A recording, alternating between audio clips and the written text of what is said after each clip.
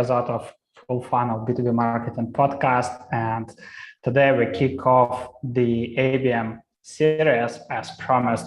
In a few minutes, my co-founder Vlad will join us, and I'm happy to see all of you today. For the next 5 weeks before the summer vacations, we are going to cover multiple things when it comes to account-based marketing. And as well as always, we invite our community, so you guys are very welcome to jump in to ask all your questions live. And recently, we collected lots of questions about account-based marketing.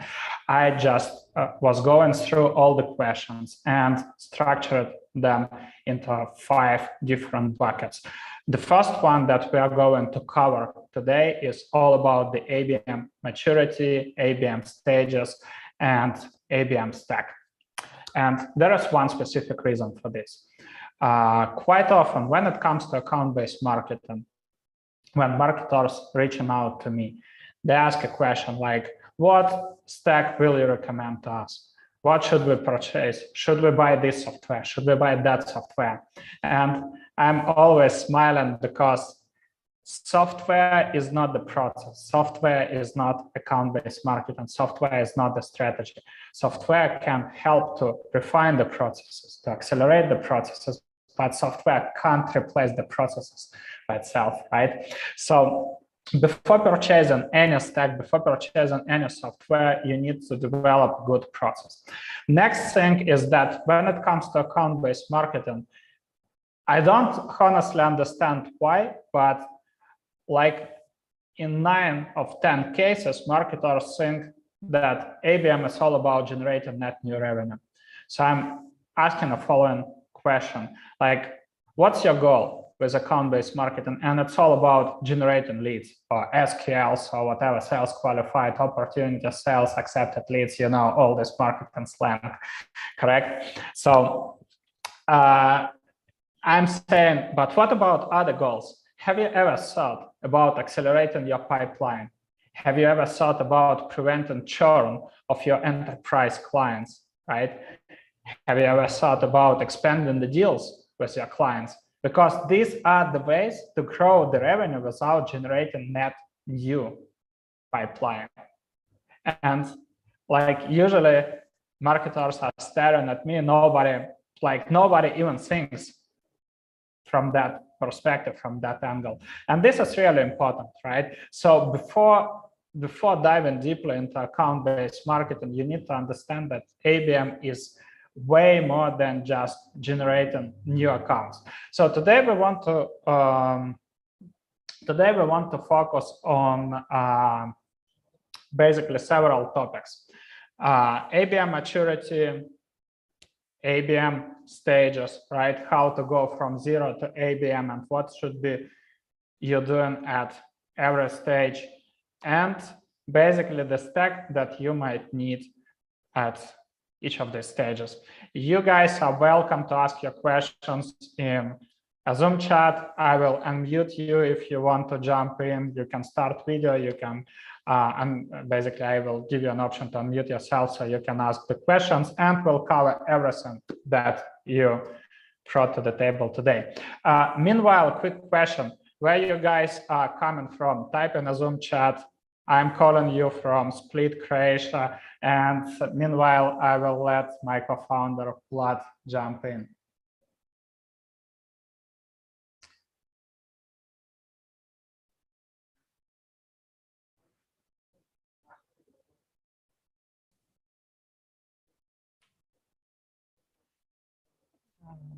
Okay, so. Hey, hello everybody. We have Macedonia, Denmark, Amsterdam, London, UK, India, Rzeszów, Poland, Vilnius, Thailand. Cool. India, again, very international audience. So happy to see and chat with all of you. Potentially, I mean, I think to simplify the process, we just collected 2 infographics that we posted recently. So I'm going to share my screen, and basically we can touch these points and discuss these stages, right, and the stack one by one. So I think that's the first one that we are going to cover is Abm Maturity, right? What does Abm Maturity stand for? For me, it means that company has a very well-defined team with very well-defined roles. Everybody knows what to do. The goals, ICP, segment, marketing message are aligned with the target vertical the company is prospecting and is aligned with sales. Sales know when they join the playbook, right? What's their role in the playbook and in ABM program? There is a clearly defined process of leads hands-off when marketers are sending leads to sales for activation. There is an alignment on engagement threshold. What does engaged account means, right? Quite often, I know this is really funny when marketers present ABM as a fancy campaign when they upload a list of accounts to LinkedIn, you know, or to software like 6sense or Demandbase or Metadata, whatever, right? And then everybody who clicks the ad is being treated as an engaged account, but there's no correlation, honestly, between clicking the ad and being an engaged account. So for me, this is mostly immature company, the company that doesn't understand ABM, right? Mature company is where market and sales and executives have a clear alignment, and ideally the client success team, right? And the company where the processes, the campaigns are documented, ABM is installed and integrated into marketing operations, and it's not one-time, one-off campaign, but it's an evergreen process of defining new accounts, of capturing the demand, of warming up these accounts, right, and activating the specific accounts with sales. So what's your take on ABM Maturity? And meanwhile, guys, type in a Zoom chat, what do you think, what does it mean to be, let's say, an ABM mature company? Share also your thoughts in a Zoom chat. Sorry, I forgot. So basically, I would like to ask everybody as well, you know, to make it very simple also, if you, to just let us know, do you already have an ABM motion? Yes, no, or are you planning to implement ABM in your organization?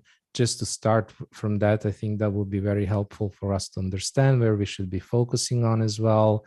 And of course, that will impact, that will absolutely impact your maturity. Obviously, if you're just starting, there's no expectation for that.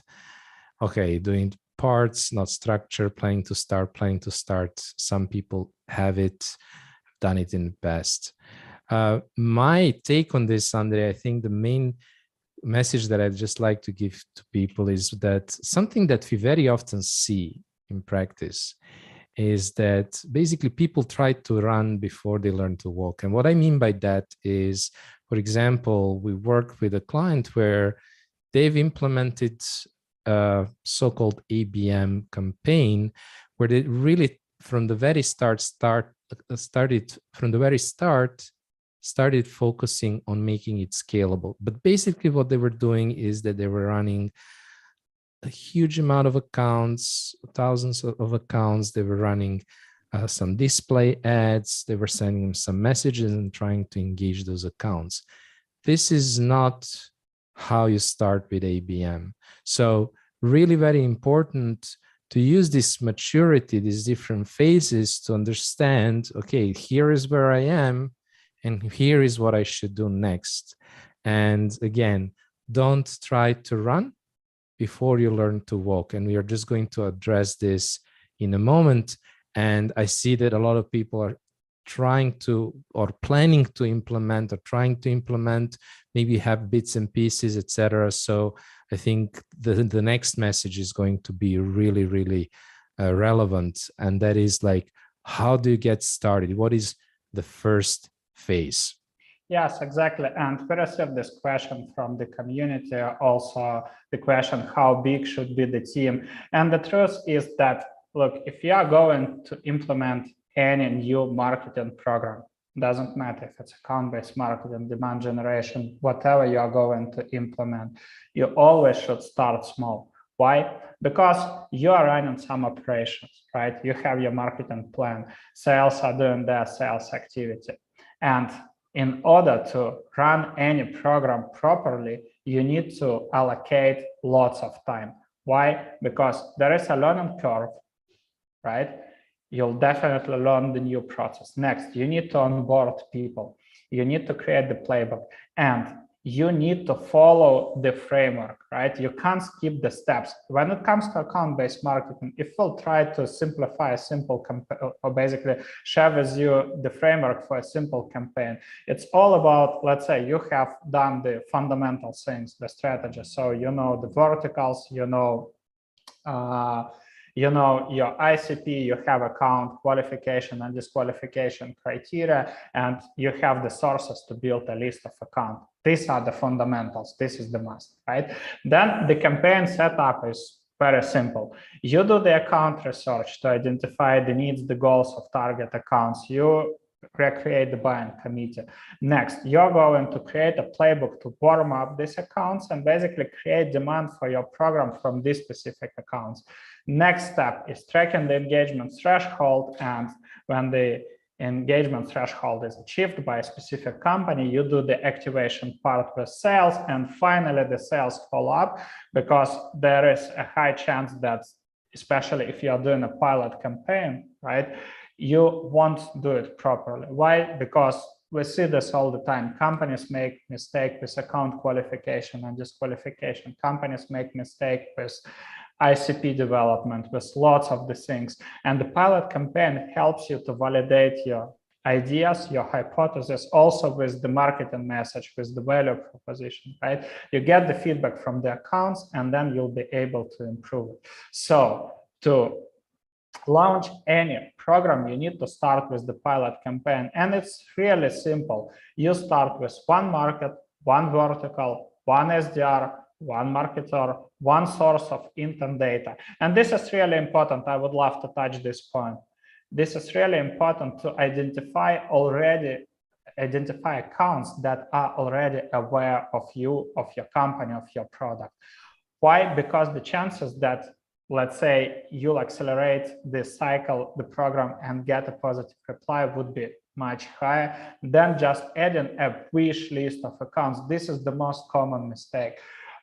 Like, before engaging with any client, we do the marketing audit. And when we review their ABM campaigns, it's all about uploading like thousands of accounts, right, to ABM software, targeting them with ads.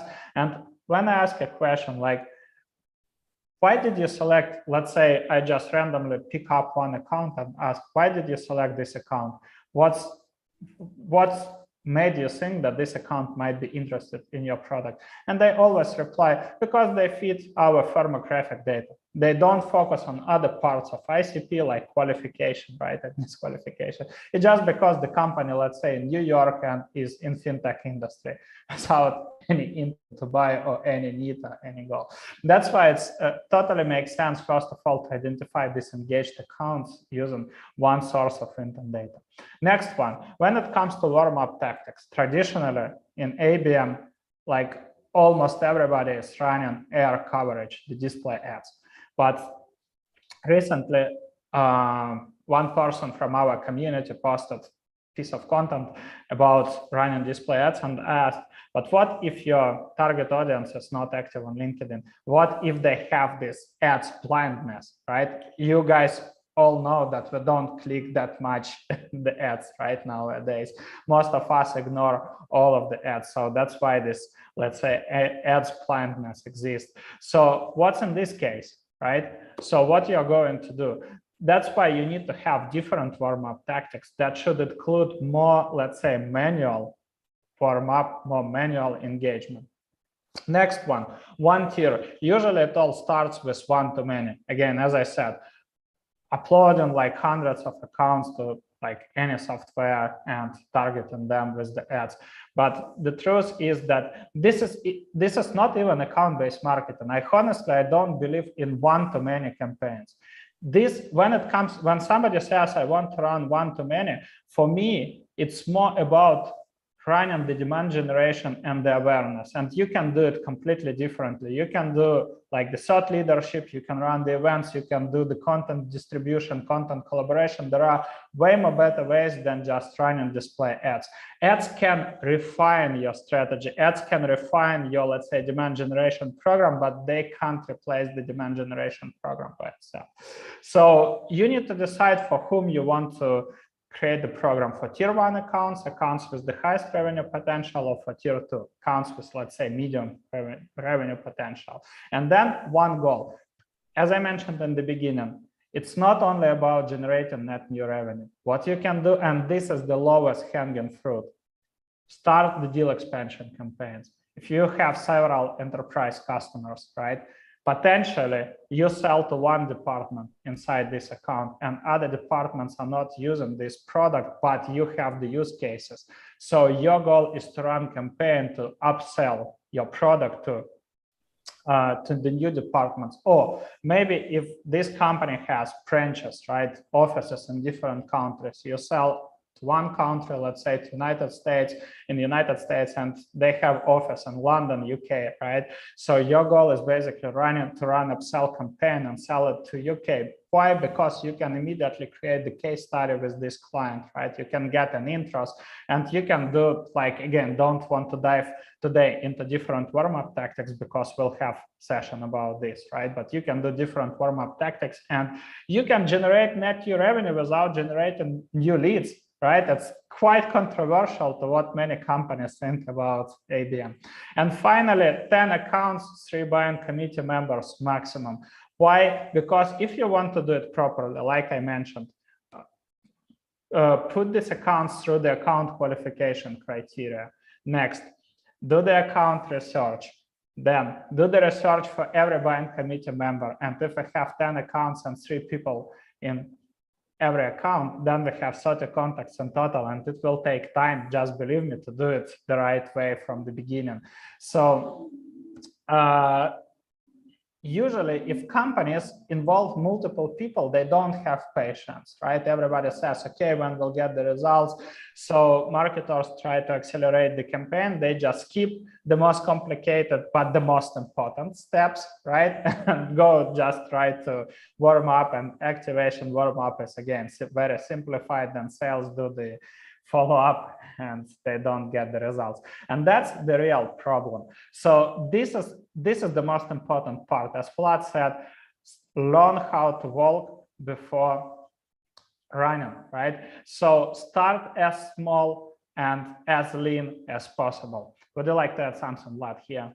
Yeah, very quickly, if you just let me share the screen just to kind of give people the recap and the structure so that they know exactly what we're talking about when it comes to the pilot campaign, and trying also to understand. Can you let me share quickly a screen? Yes, absolutely. Go ahead, please. Yeah, I still disabled. Yes. Can you try one more time? Sure. All right, so I just wanted to kind of like sum it up. So for each of these phases, always go back to the same question. So the first question is like, how many target accounts, who should be in the target accounts? Like Andre mentioned, one vertical, one market.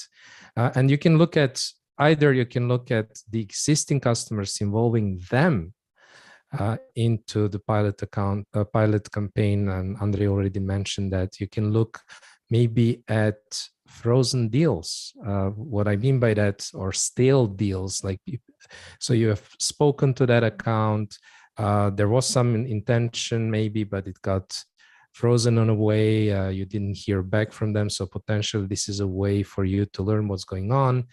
And then the third group is obviously net new accounts. So you could use some of the existing customers, especially if you haven't done a lot of customer research, and use this pilot to get more insights into the customers. By the way, all of them should belong to this one vertical and one market. What about messaging? What about content? You actually don't need a lot of content here.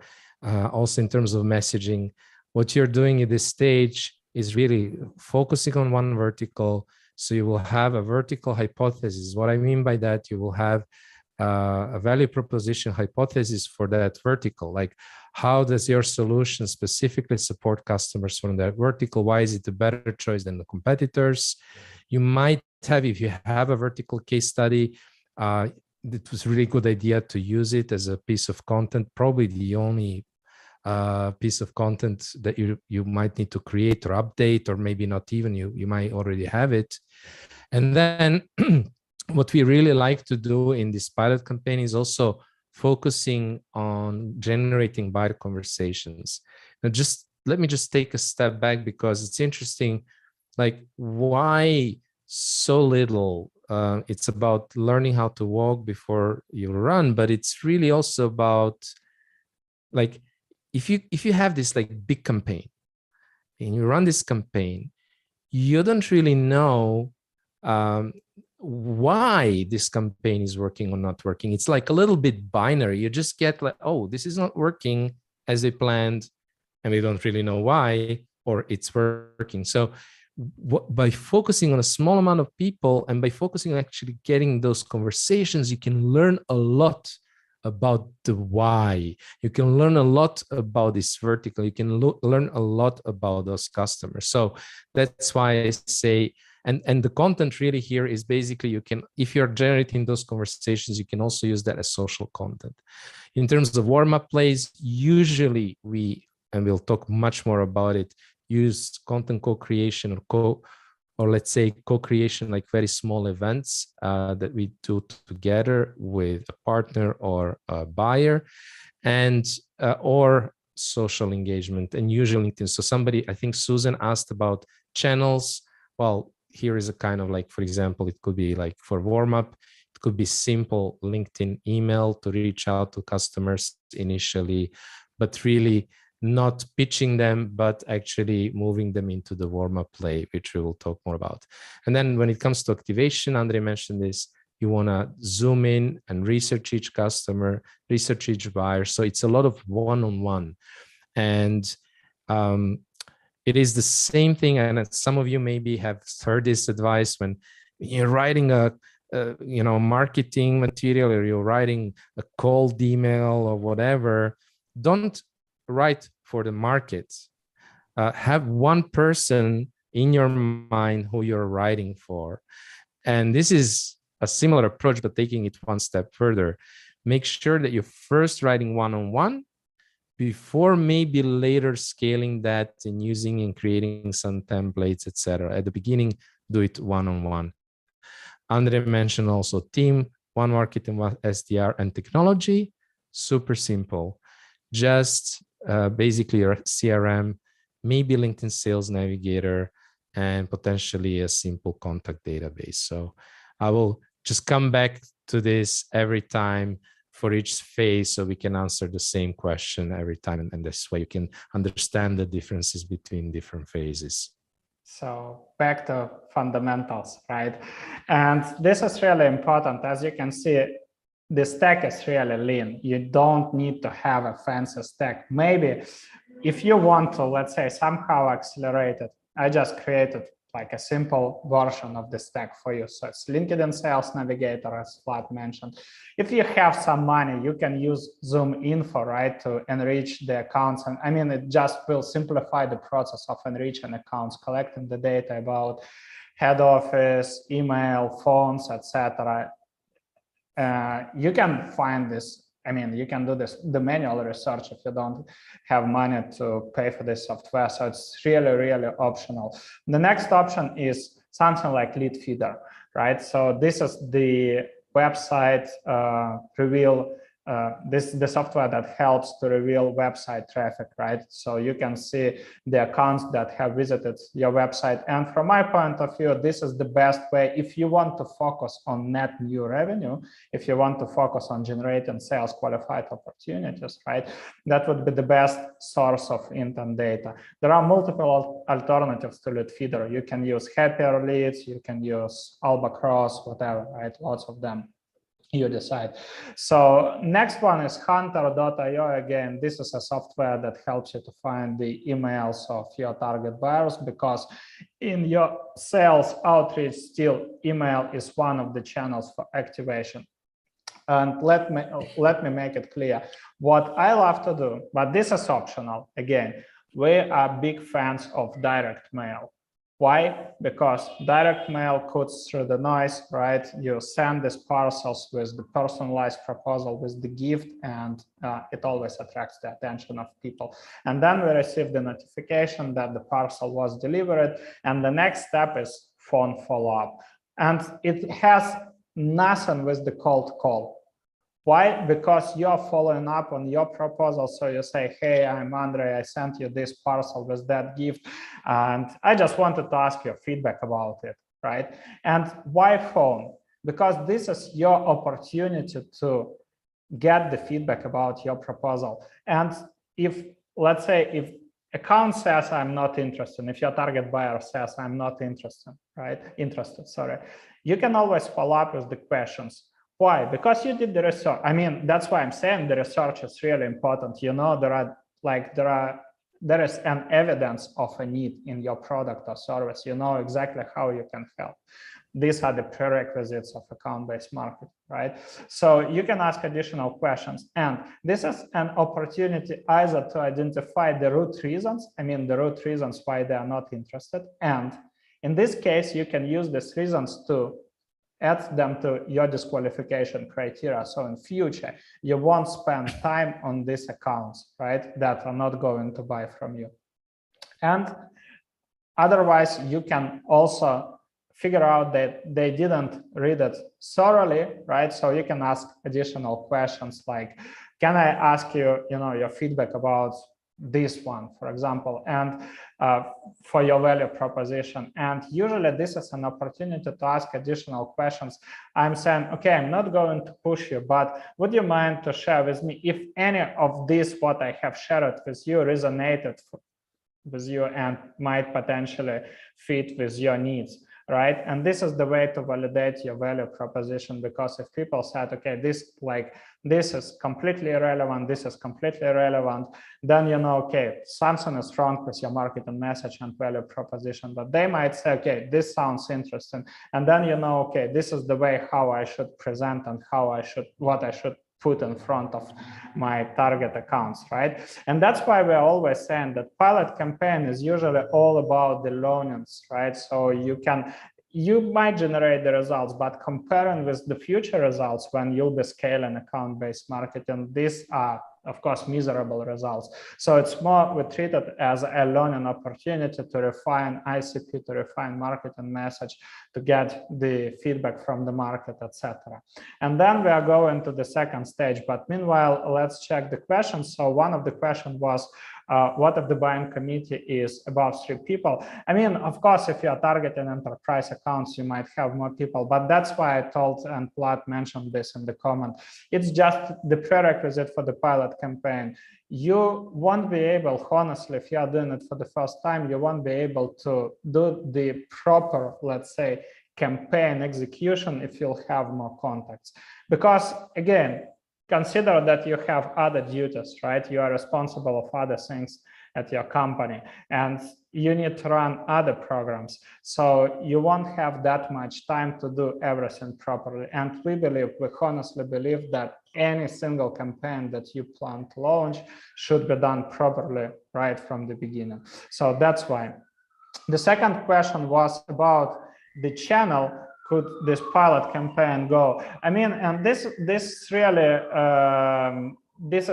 aligned with your ICP, right? With your target market, with your target audience. So it might be LinkedIn, it might be Twitter, it might be something that is not related to, let's say, online channels at all. So with some companies, just to give you an idea, you can partner with associations and do like an offline event with the association or market research, and we love to do this. Or if some of you have seen my post today where I shared how I basically acquired one of my biggest customers 15 years ago when I just started in B2B marketing, right? I shared the story when you won't see any digital interaction, right? It was about acquiring the biggest retail channel. So if you haven't seen it, just go to LinkedIn, check my profile and see the recent post.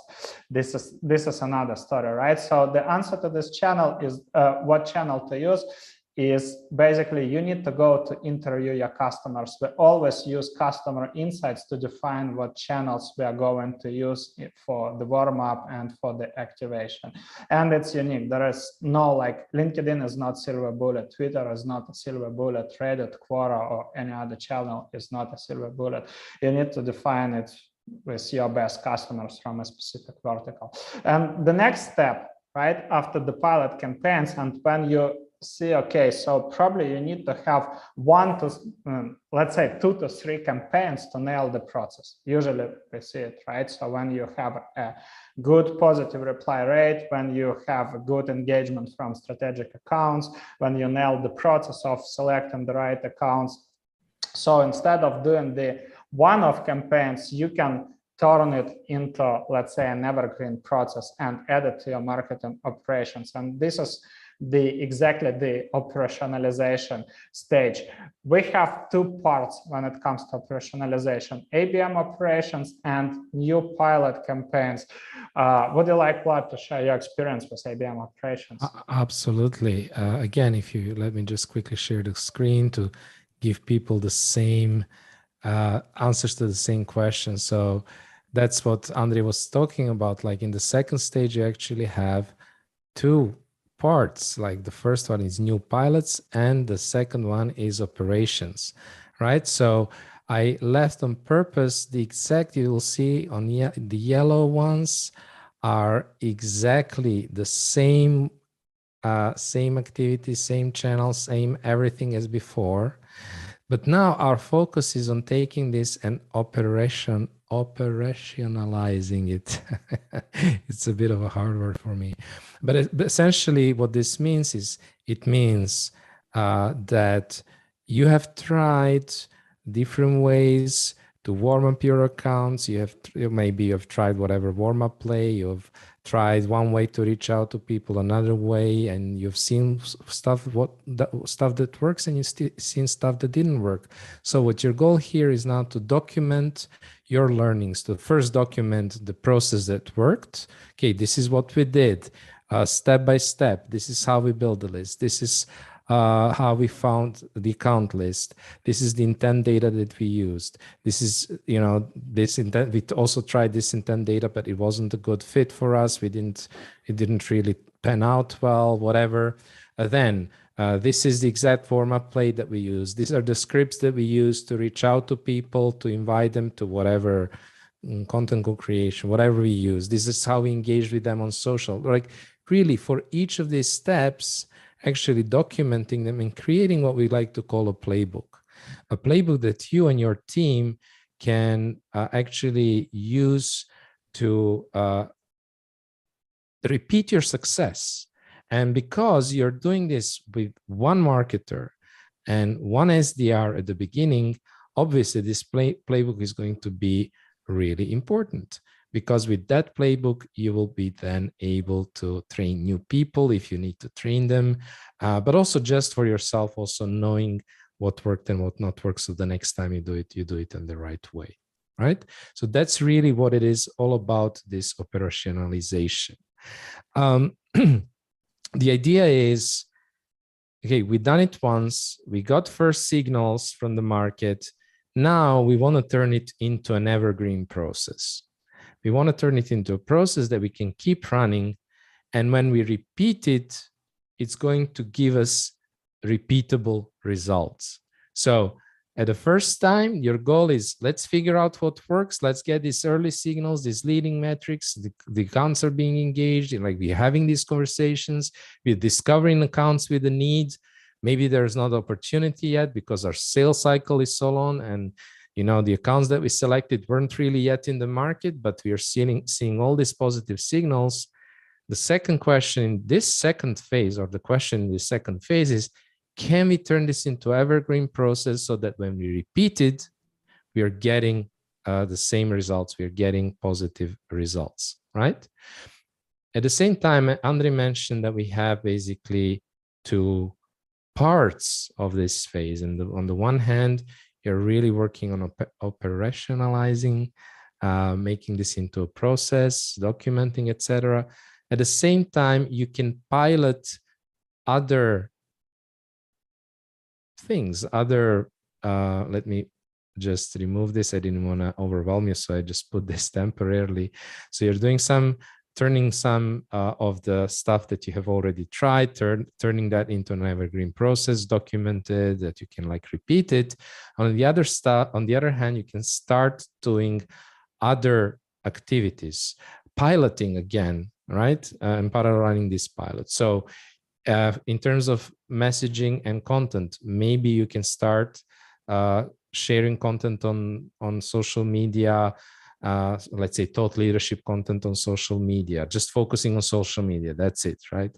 Maybe you decide to create a vertical report about the vertical, because by now you have probably spoken to a bunch of buyers from that one vertical. You are starting to get some insights. So maybe you can create some specific piece of content for that vertical, whether that's a report, industry, like research report, whatever it is, right?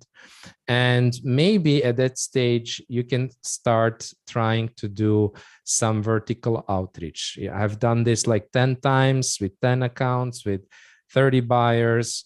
I've seen what works, what doesn't work. I'm operationalizing the one-on-one approach, but maybe at this stage we can pilot a not really one-to-many, but one-to-few approach, where we are trying to address, let's say, to have a template, vertical template that we can then maybe customize for specific accounts. So on the level of messaging, this is what you might have.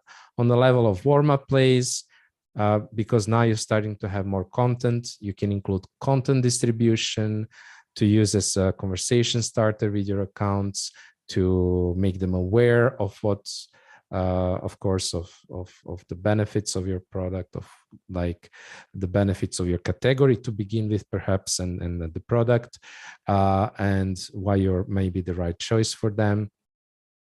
Maybe you will run an event, a virtual or a real event.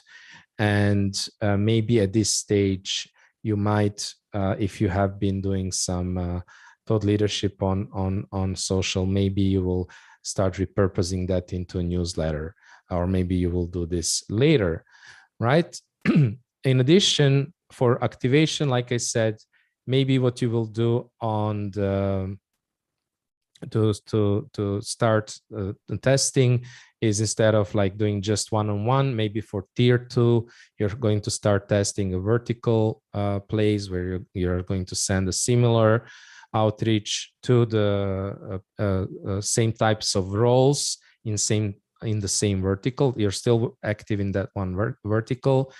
And also you might add, because now you're starting to be active on social, you may add some trigger-based outreach. And trigger-based outreach is something that works amazingly well. Like if your average response rate on a cold message or an email is like whatever, a few percent or maybe even less, then, response rate on trigger-based outreach is usually above 30-40%.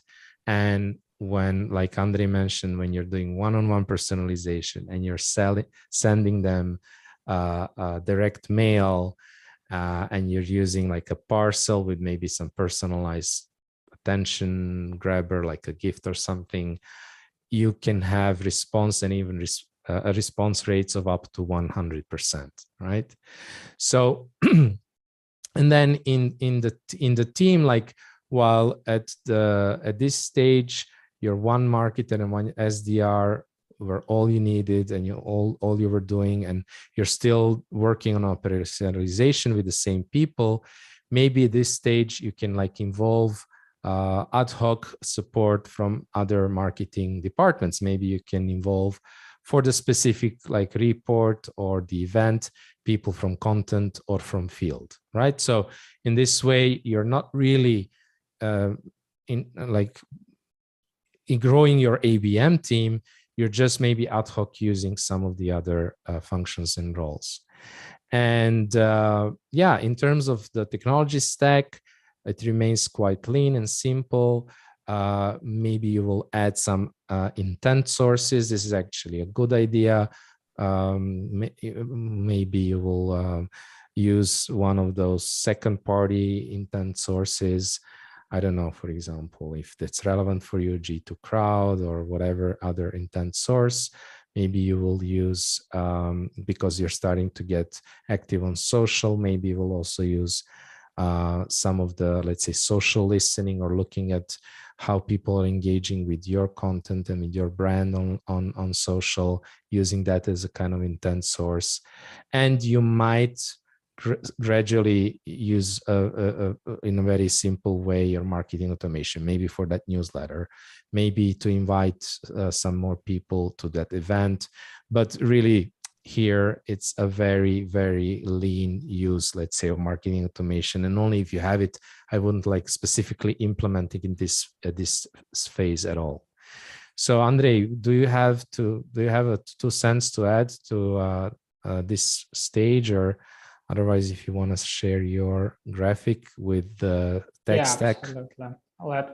Let's do it. So basically, let's come back to the tech stack. And that was a question I want to address. One of the questions about the sources of intent data. What does intent data mean, right? It means that you can identify intent, right? So it's not even the buying intent, but let's say it's we don't call it the buying intent, right? The buying intent when the accounts book a demo call with you, right? Or sign up for free trial or whatever. This is the buying intent. Otherwise, these are the research intents, right? So the companies potentially might be interested, or interest intent, you can call it that way. So there are several sources, just to give you an idea. One of them I mentioned, lead feeder, or basically any software that reveals the website traffic, right? So you can see what companies have visited your website, not specific people. You won't know who exactly engaged, right? But you will see which companies visited your website and what pages did they visit and how did they engage, how much time did they spend. The difference with Google Analytics, for example, because in GA, you have just anonymous traffic, you have no idea who exactly visited, right? You can see the countries, the demographic, whatever, but you won't see the accounts. Well, software like Leadfeeder, Albacross give you the information about the accounts that visited it. And for you, let's say, if somebody spends 30 minutes on your product page, that could be a good sign that this company is interested, right? Maybe they're doing the research and you are in their short list. Your product might be in their short list, right? So this means that this company is already aware of you. It makes perfect sense to add this company to, let's say, to your list if they fit your ICP. Could be, you define what's the sources of engagement. Maybe they visited additionally, they visited some of your case studies, right? Maybe they sign up for your recent webinar. You decide what engagement threshold stands for. This is one of the idea. And why I mentioned that in the beginning, it totally makes sense to start with just one source of intent data, because intent data without process is useless. If you just, I know we chatted with one of our recent prospects, right? We chatted about this and they mentioned that they purchased Albacross, right? And everybody in sales team got excited saying, hey, wow, so we now can see all the companies that are visiting our website. Guess what's happened next? So for the next 2 weeks, sales reached out to everybody that might be, might wear in the executive hat.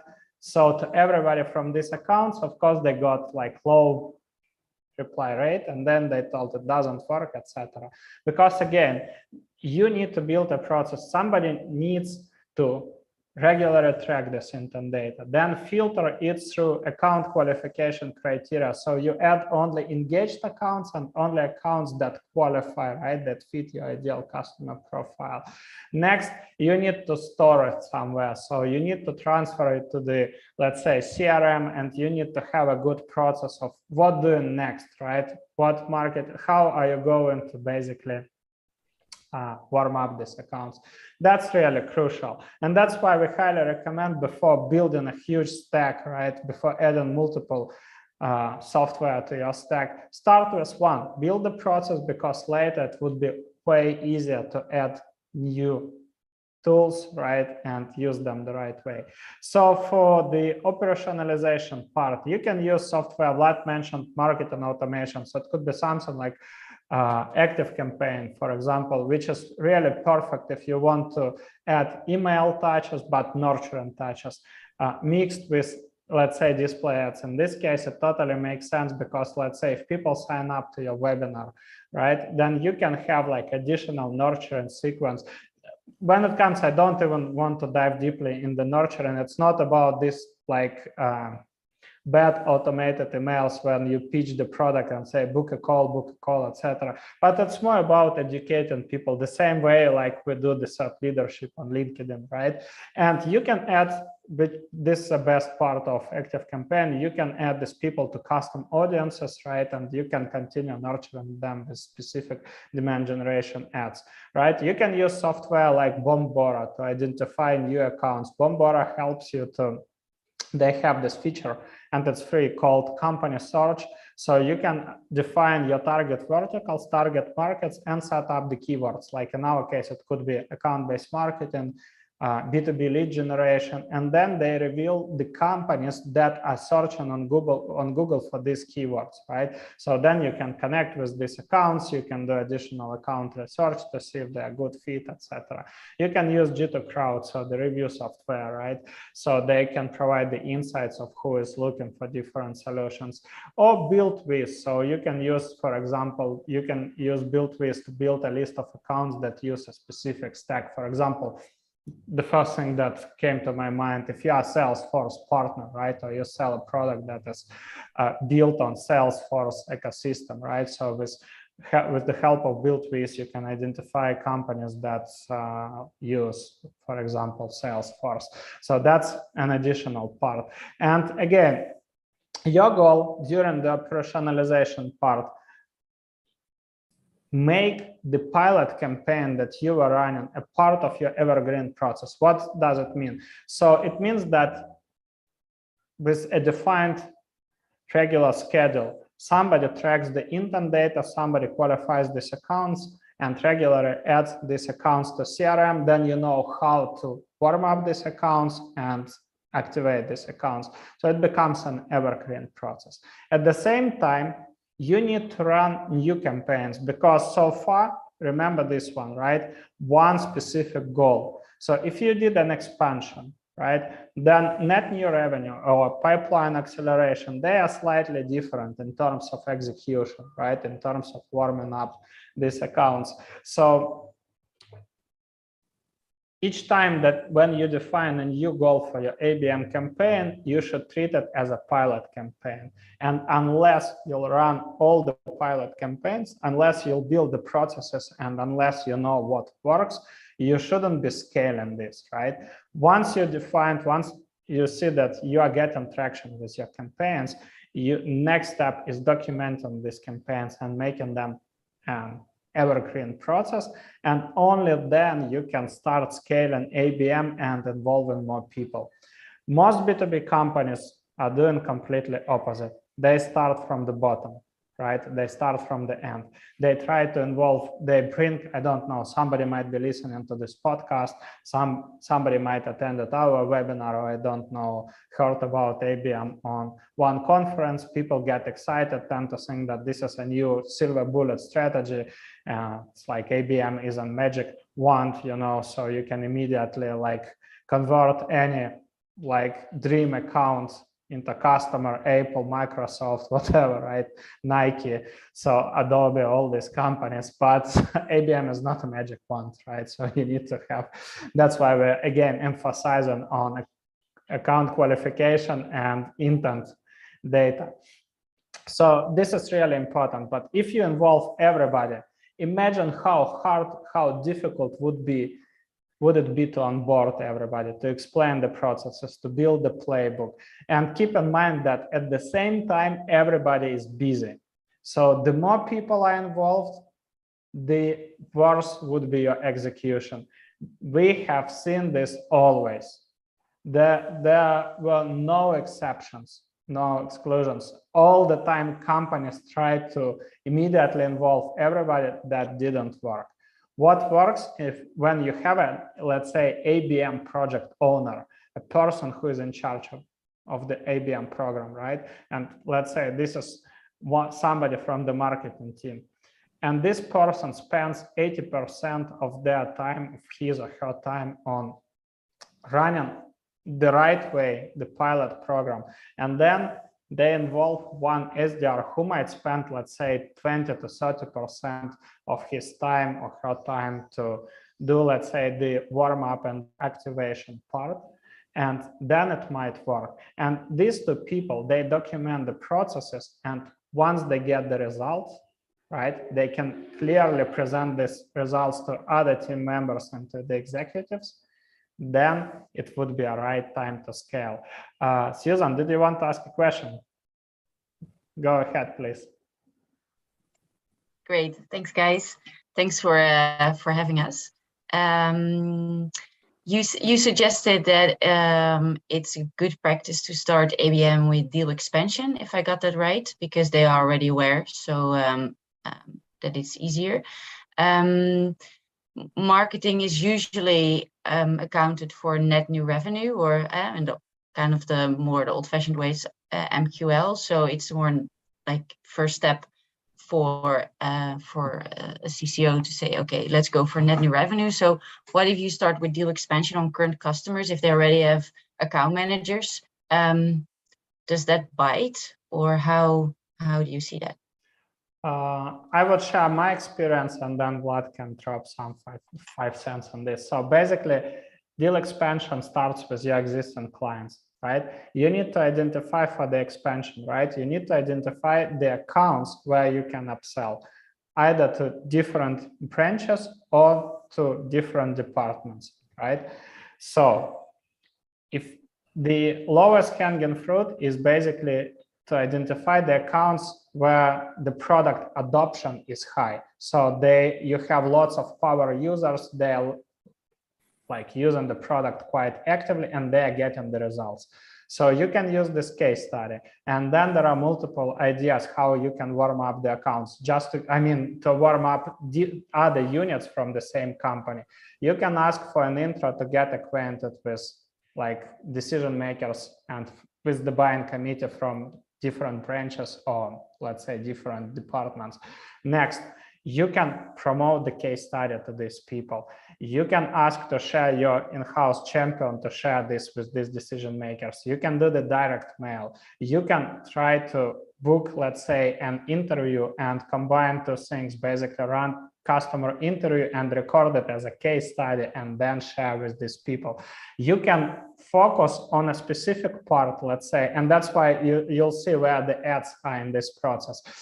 At one point, you can ask a question, what is the exact business value your unit got from our product? And let's say this person says, let me cite one of our clients. He said, you guys helped us just in 9 weeks to generate response from 30% of our strategic accounts and generate 7-figure pipeline.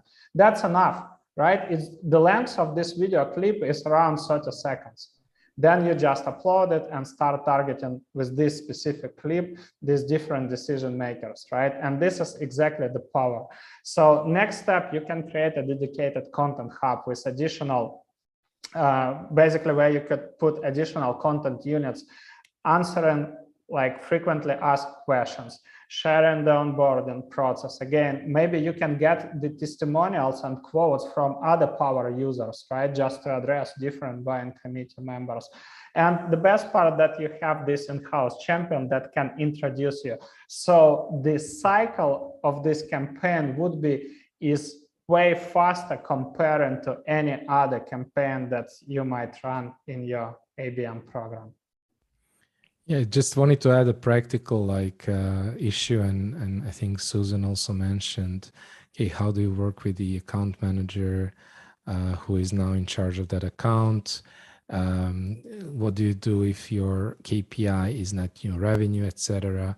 So I think there's of course all these considerations. So what I would say is that the way that, and I've seen that situation where the account manager is kind of protective of their accounts. They don't want you to have any interaction with them without him or her being they're involved, etc. So I think that one way that you can do this is that if you're talking about a warm-up play, and if that warm-up play involves some buyer conversations, if it involves some co-creation, for example,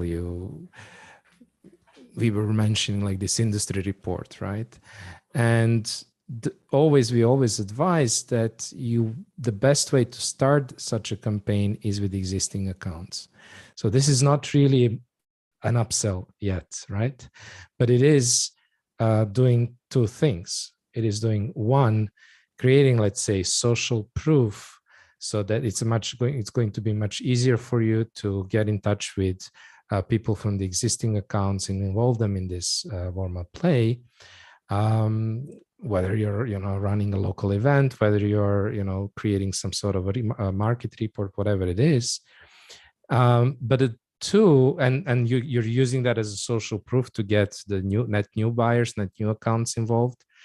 But two, you're also gaining insight into the needs, and Andre gave a lot of good tips about the product adoption, the value they're getting, all of these things.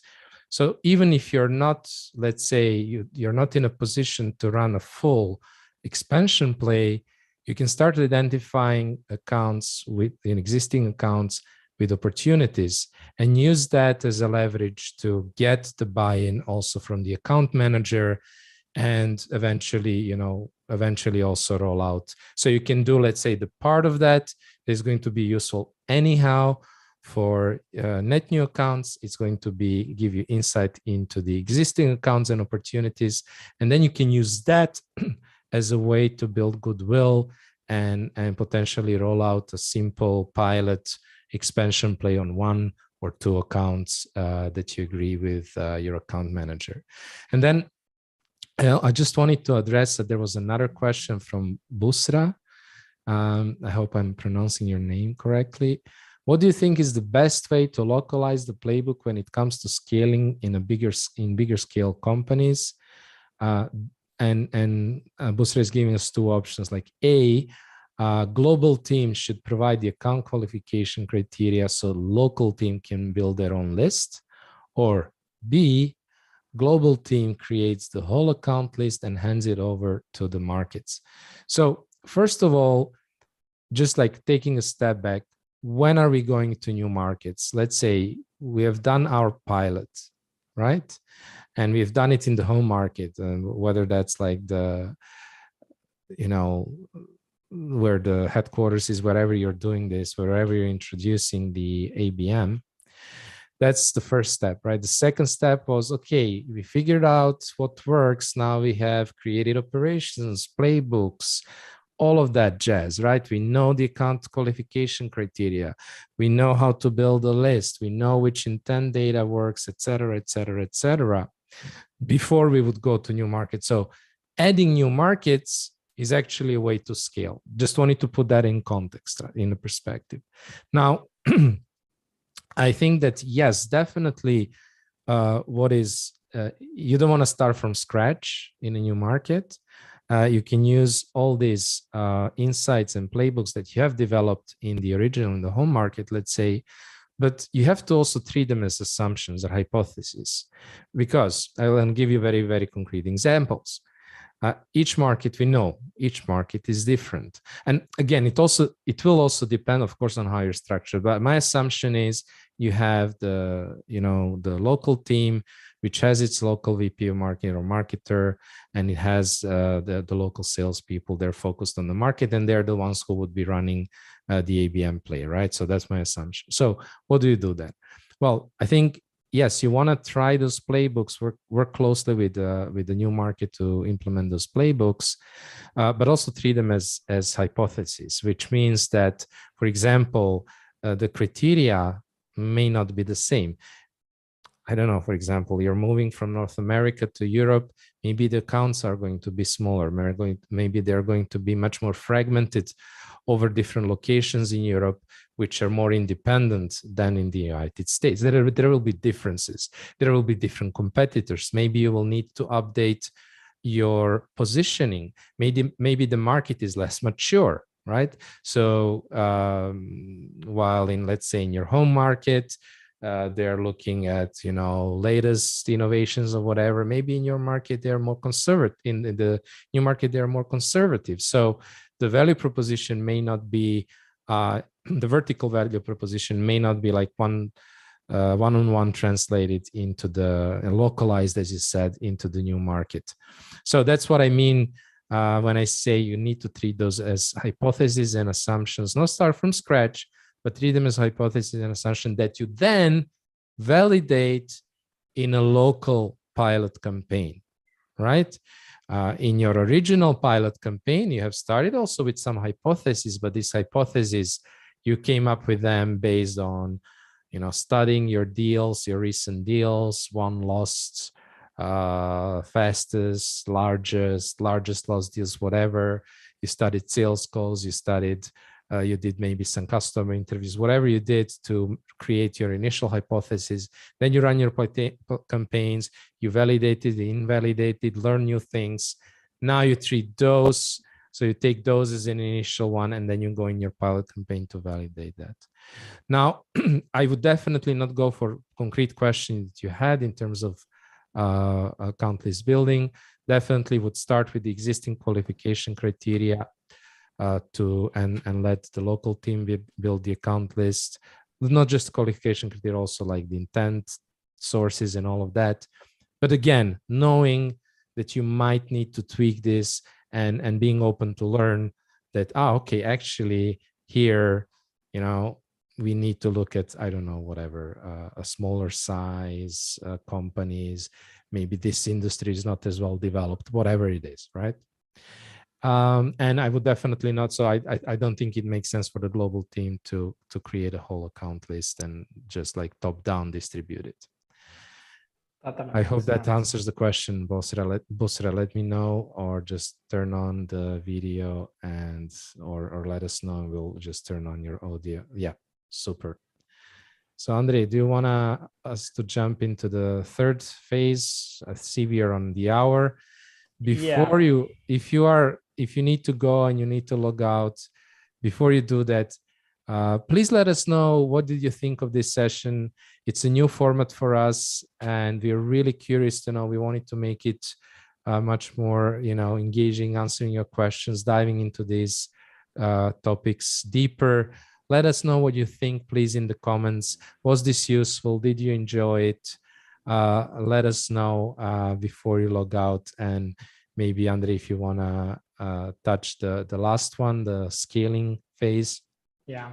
Shai was asked, did you learn something new? So curious to hear your feedback, guys. Type in a Zoom chat. So I would like to touch one more time the deal expansion program. And that was like two interesting parts.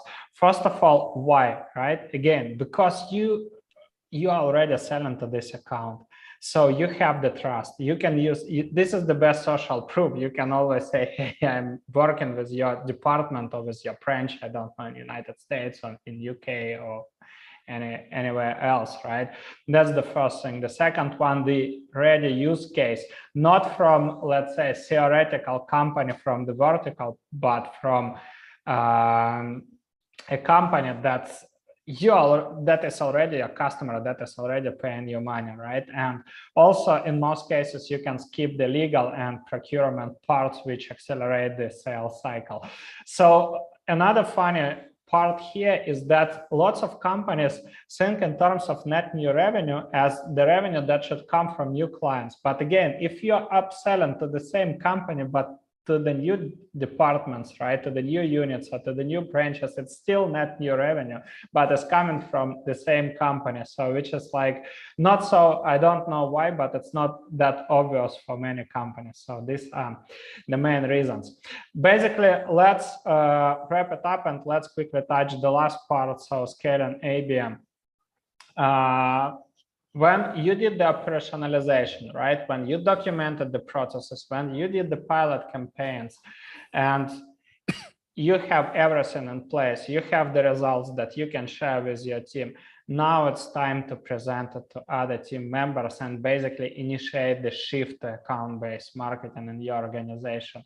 And this means that now you'll be creating inside your marketing and sales teams, you will be creating the Abm teams, which means that there would be a team that focuses on one specific vertical. So you can create local teams that are focusing on specific geographical markets, and then the teams that are focusing on specific verticals. Just to give you maybe a very good example, one of our clients, software development company, this is a commodity business, right? There are thousands of software development companies in the world that are all operating as jack of all trades, which means like, let me know what you need and we'll code anything that you want, guys. There are lots of SaaS products. We have also these examples that try to, satisfy multiple verticals, saying, hey, we are RegTech solution. So basically anybody, bank, I don't know, energy company, anybody can use our product. And that's the problem, because companies don't want to buy a generic product. They want to buy a unique solution that is fit to their specific vertical and needs. Probably if you have ever attended the sales calls, you have heard this from the prospect. So if you have listened to sales calls, they have case studies from our vertical, from the similar companies that they are not taking care about the case studies, the general case studies you have. Everybody wants to see that you have the experience in this specific vertical. And this is the goal. So coming back to that software development company, we build a process for one specific vertical. Next, what we did, we used the same processes, but then we aligned the content, the warm-up programs to new vertical that they were prospecting. The first one was EdTech, then they switched to e-commerce vertical. Again, not diving into account qualification criteria, but the truth is that it was way easier to start generating pipeline and revenue from a new vertical because there were proven playbooks, right? And existing team members, not us, not me or Vlad, right? But existing team members could train their peers, their colleagues inside the organization. And this is the way to scale ABM, scale to new markets and scale to new verticals, right? By building the ABM teams. And in this case, you can launch, and in this case, you merge account-based marketing with demand generation. So you focus a lot, marketing focuses a lot on creating demand, on running, and then you do, let's say, what I mentioned, one-to-many, you run lots of demand generation activities. Like even this live podcast could be treated as demand generation activity. Some of you came, some of you might be interested in our products, right, and our services. Some of you might share it with colleagues, peers, etc. That's an example, right? We don't sell, we don't do anything, and this is exactly about creating the demand, right? So then the marketing team do the qualification and potentially capture the accounts that pass through the engagement threshold, and they transfer this account to a specific ABM team. And next, this ABM team proceeds with warming up this account, with running account research, and with doing the activation. And in this stage, you can add other software, right? If you have the processes, this is the stage when you can buy this, let's say, expensive software to maybe streamline and improve and orchestrate the process. So you have everything in one place, right? You have a better analytics, etc. You can use vendors like Sendoza to send gifts, or you can use 𝐸𝐞𝐫𝐞, for example, to have account enrichment, intern data in one place, but only when you are scaling, right?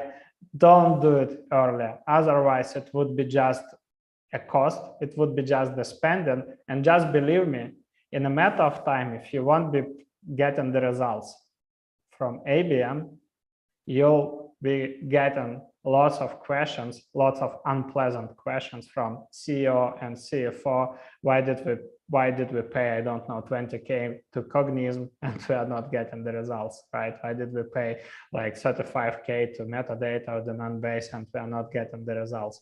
So that's the truth, right?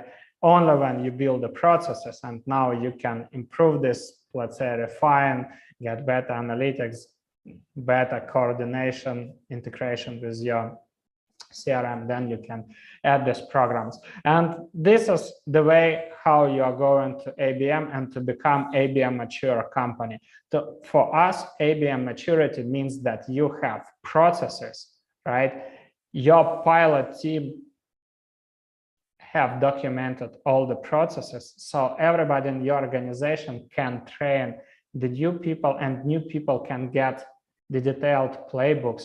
I mean, not only new hires, right? Not new colleagues, but those who will be involved in the ABM during the scaling phase. They can see your examples, not just examples from, I don't know, fullfunnel.io, examples from Demandbase or Terminus or whoever, but your company examples, right? And your company results. And then it will work. So these were the 3 stages. This was the stack. And basically that was it for today. We spent a good time. I hope you enjoyed this session. We covered all the questions that you had. Thanks a lot for your feedback, guys. I really appreciate it. We'll send you the recording, and you can, there is a common question where you can subscribe to our podcast. You can subscribe it. I mean, you can watch the recordings on YouTube if you prefer the videos. And like today, we share it, like our screen sharing some examples. So if you want to see the visuals, right, then subscribe to our YouTube channel. You can see lots of the webinars. Or if you prefer the audio, then I would ask you for a favor. Please subscribe to our podcast on Spotify or iTunes, depending on what you prefer, right? And give us 5 stars. We'll appreciate it. Thank you so much, guys. Wait for the recording in a couple of minutes and enjoy the rest of the week. Cheers. See you next Thursday. Bye-bye. Thank you. Bye-bye.